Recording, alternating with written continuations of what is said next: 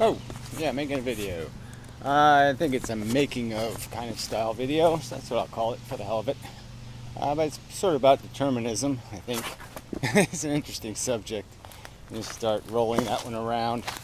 Um, yeah, so the movie idea I'll get to, I guess, later. I'll get to this first, this determinism bit. Just the idea of how it, just because of how evolution works, that we have basically inside of us a filter, an information filter created by acquiring information. And the more information the information filter has, the better it is at filtering information. The better it is at categorizing and contextualizing and associating things with the proper thing to associate them with. So our brain does this logic thing applied to this crude information to create more complex information. So it just keeps expanding the volume of information through this processing of information, which is sort of interesting that there's that we have become a filter. And that's basically what intelligence is just a kind of a filter. And, that we will, through the progression of time, filter into conclusions and pretty much become capable of predicting and describing the, realm or range or potential action, evaluate them in our filter, and it will decide our behavior in the end. We'll know right from wrong and make the appropriate adjustments to behavior. And so it's sort of interesting how that has come out of the chaos that appears to be the universe. But it's only come out of it because of this niche thing, this anti-common universe function that is, planets and stuff like that.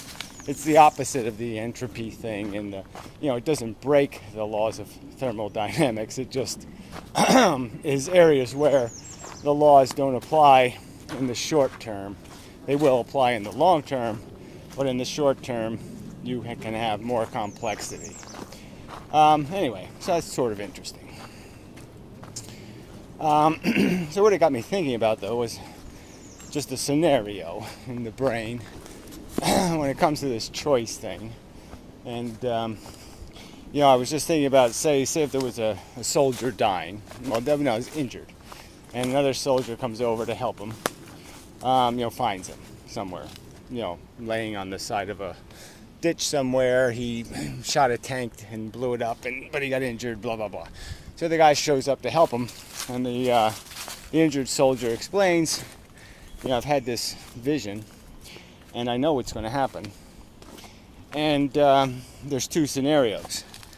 In 4 minutes, a certain event's going to take place. And if I, tell you what the event is, you won't be killed. But you will be killed 2 hours later. And you're going to die slower 2 hours later. Not horribly slower, but slower.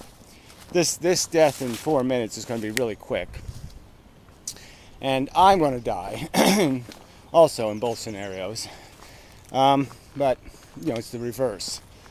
Okay, if I change the event, then I die slower this time, and I die quickly in the next scenario. And we're going to just have a decision to make here about whether we choose to interrupt the pattern. If I interrupt the pattern, we go to plan B. If I don't interrupt the pattern, we're stuck with plan A, which is we both die now, blah, blah, blah. And so here they'd be stuck in this scenario where, well, first the second soldier's got to say, you're full of shit. So in a sense, he's doomed to have to prove the scenario. So they're already going to make the choice of the second scenario because he's going to want to prove to this guy that what he's seeing is real. And so he tells him ahead of time, some thing like, pocket watch, Rolex or something. And not Rolex spelled wrong, or some kind of stupid thing like that. And so anyway, in 4 minutes, a soldier comes along, an enemy soldier. He says, "Look out!"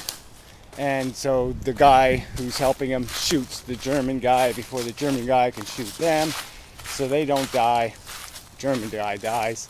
And then he says, "Go look in his pocket," and there's a Rolex watch with Rolex spelled or whatever. And so now the guy knows, holy fuck, this guy's like an oracle thing. He's seeing choices.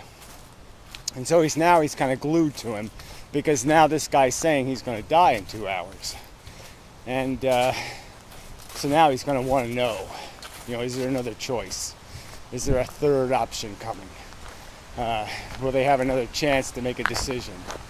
I just thought it'd be an interesting short story, long story.